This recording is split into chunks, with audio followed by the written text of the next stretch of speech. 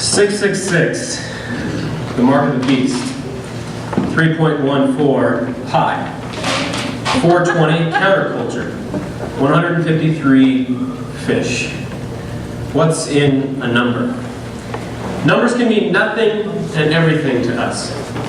A phone number might show up on our caller ID and our hands start to shake in anticipation or trepidation as we reach for the receiver. Gas prices are going up, and we watch those numbers climb and climb. We keep a watchful eye on our bank account, on that number, wondering if we'll be able to make that next payment, wondering if the church will be able to make that next payment. Those numbers are different for all of us. A number that might send you into the panic when you see it in a caller ID might just be a random set of 7 digits to me. But there are certain numbers that have inherent meaning to all of us. All of us. In Carl Sagan's book, Contact, also made into a movie starring Jodie Foster and sadly Matthew McConaughey. Whatever your feelings are about Matthew McConaughey. The main character, Eleanor Arroway, talks to life forms thousands of years more advanced than humans. And in a number, they have found meaning in the universe, an order to the universe. It's a number very similar to pi, an irrational number. When Eleanor Arroway returns home, she plugs this number into a supercomputer and finds, hiding in the alternating patterns of digits, deep inside the transcendental number, a perfect circle formed by zeros. As Eleanor states, the universe was made for a purpose, the circle said. It doesn't matter what you are like, or what you're made of, or where you come from, as long as you live in this universe and have a modest talent for mathematics, sooner or later you'll find it. This number provided purpose for her. Creation was not an accident. In a number she had found hope. She had found meaning. But not all numbers work in such an uplifting way. The number 420 has served as a terrible numeral of counterculture. April 20th, 420, Adolf Hitler's birthday. Columbine, the mass school shooting, took place on that day. On the 19th, we saw the Waco, Texas massacre and the Oklahoma City bombing. And more recently, April 15th, the Boston Marathon bombing. 415. Too close to 420 to be coincidental. Needless slaughter around this number, 420, has been seen as necessary by those that would commit these despicable acts. This number providing the darkness they need to hopefully overshadow the light. This number lifting up the most unworthy of heroes. This number becoming their holiday. 420, April 20. Just a number. And perhaps an even more ominous number, 666, the mark of the beast. This number is identified in the book of Revelation. Let anyone with understanding calculate the number of the beast, for it is the number of a person. Its number is 666 from Revelation chapter 13, verse 18. Strange people have aligned themselves around this number. Devil worshippers carve it into places. In C.S. Lewis's book, Screwtape Letters, he says, even demons themselves don't understand why devil worshippers are doing it, but they will align behind this number. Early New Testament parchments tells us that the number is actually 616 and not 666. But early New Testament scholars from even the 4th century say that was a transcription error. So which is the number we're supposed to irrationally fear? 666 or 616? Which one will bring on the boogeyman? Well, regardless of the number, it doesn't change the meaning, because we know why they came up with this number, 666 or 616.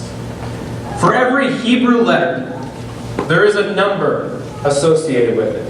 So pick any number, you can spell out words.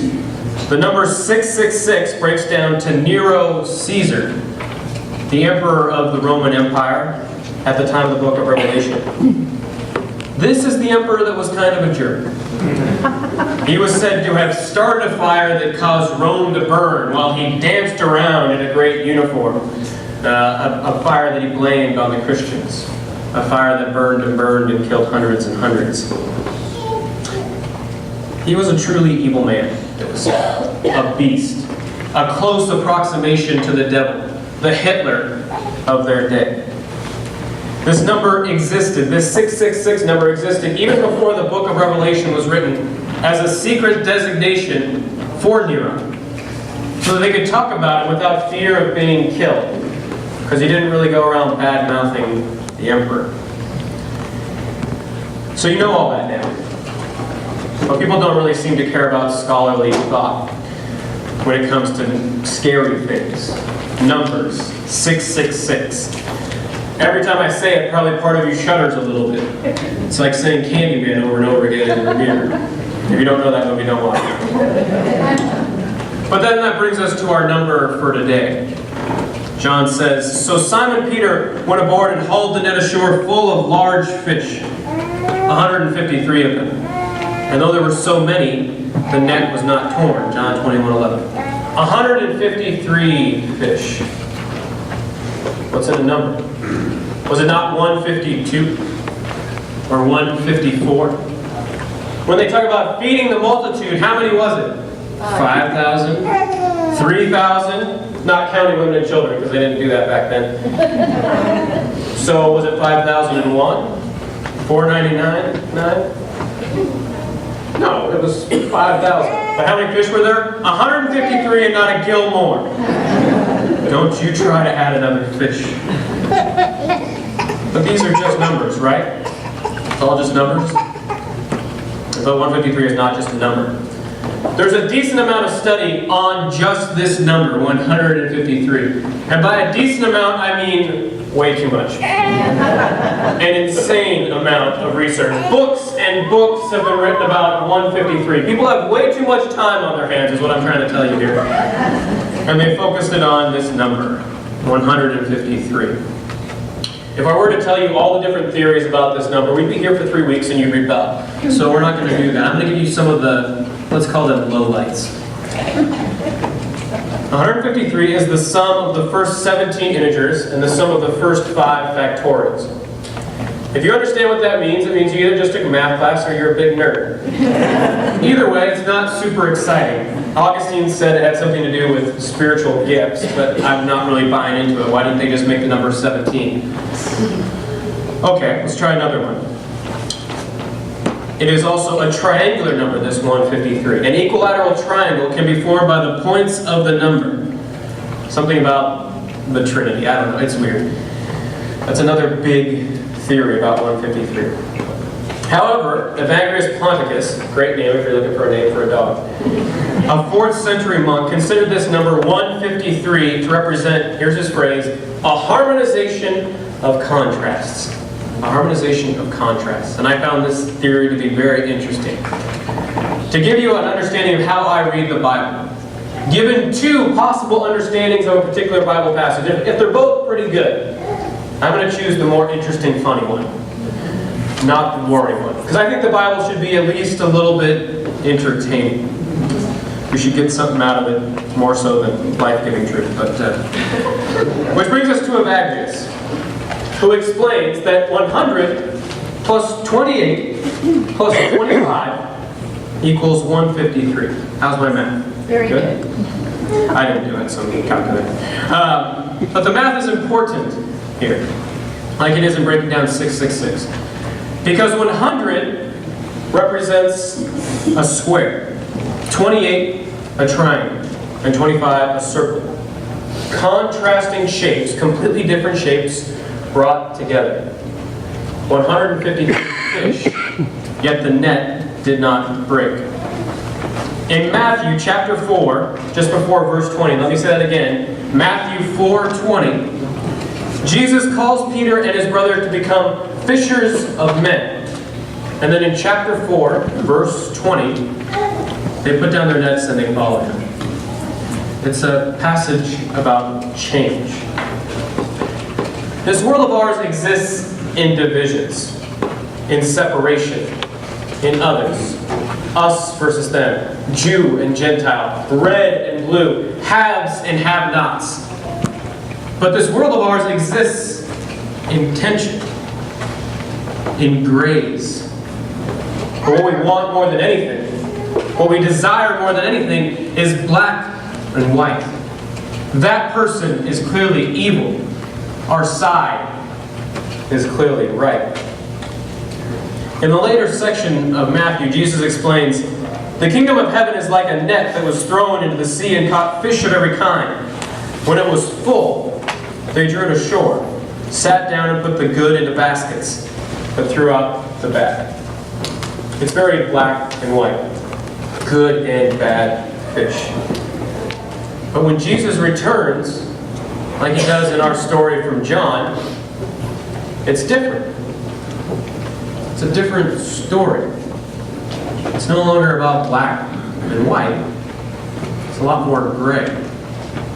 They catch this fish until the net is filled.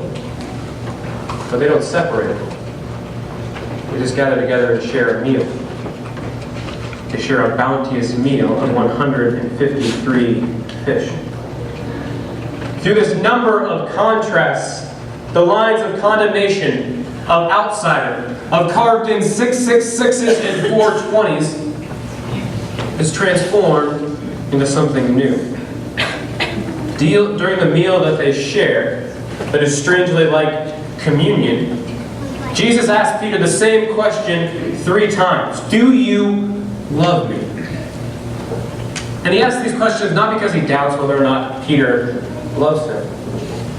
He wants to know what he's done with that love. Has he multiplied it?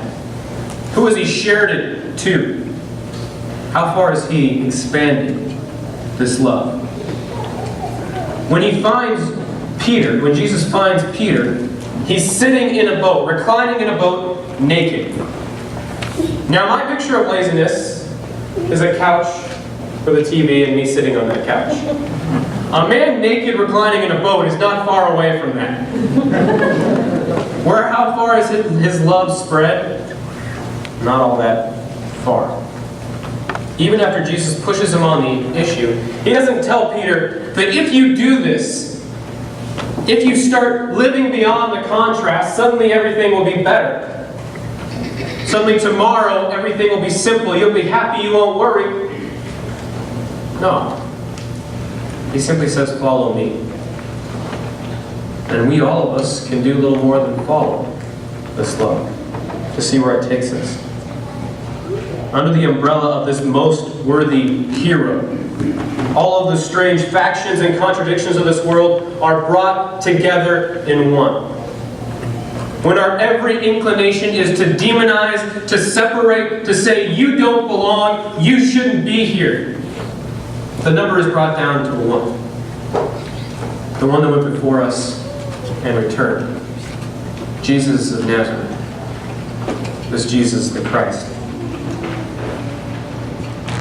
There are many numbers in this world, for good or bad. 3.14, 420, 666. But all these numbers are brought together. They caught the fish, some 153 of them, and they brought them in and the net was not torn. Did it say the fish in the net got along? No, it was crowded. That other fish over there was getting it wrong. But the fish, the net did not break. Christ offers up to everyone today this same possibility.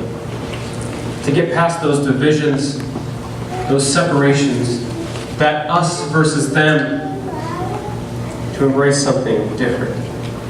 This number is not the end, but a beginning, in which love must be followed so that no one has to swim alone in the darkness. So that no pain or trial or number can step in anybody's path. So that when we come to church, we know we're part of it. When we see a church, we know we're part of it. When we're being the church, we know that everyone is part of it. 153 fish, yet the net did not break. Will it happen today? No. Will it happen tomorrow? Probably not. But that doesn't stop us from trying.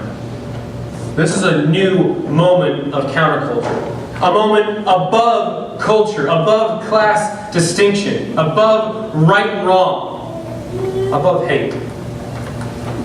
Follow me, Jesus commands.